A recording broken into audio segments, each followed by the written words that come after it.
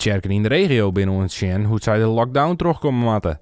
PKN Burgum had de jong besloten om de diensten rondom de crisisdagen alle keer digitaal te doen. We hadden natuurlijk alle de tastspraak van meneer Rutte, jongen aan de mandje. En naar aanleiding daarvan hebben wij juist als Tjerker hier ook bij elkaar zitten.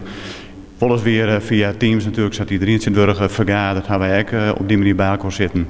En we zijn van ja, wat betekent dit nou voor u als Tjerker in Burgum? Hoe gaan wij de komende weken de Tjerkerdiensten vormen inhoud aan? En wij hebben toch besloten om te zeggen van ja, eigenlijk moeten wij ook gewoon weer waarom naar de situatie zat in maart weer.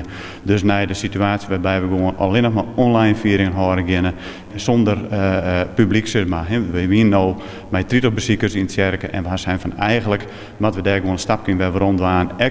A van de beeldvormer, ik ben om de kans op besmetting gewoon te verliezen.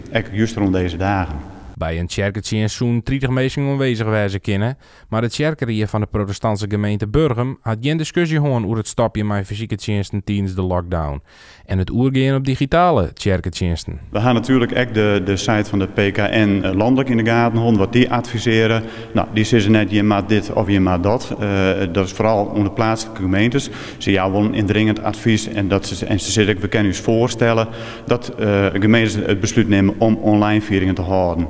En nou, met dat gegeven ben wij het oorlees ingaan en eigenlijk weer inredig iedereen de roei in van ja, eigenlijk ja, het is volgens wie wel een recht voor mij, maar het is gewoon net verstandig om dat op dit moment te doen. Ik gewoon zien de besmettingen, het aantal hoe het oprent, ja, dan mag dat gewoon op dit moment net willen.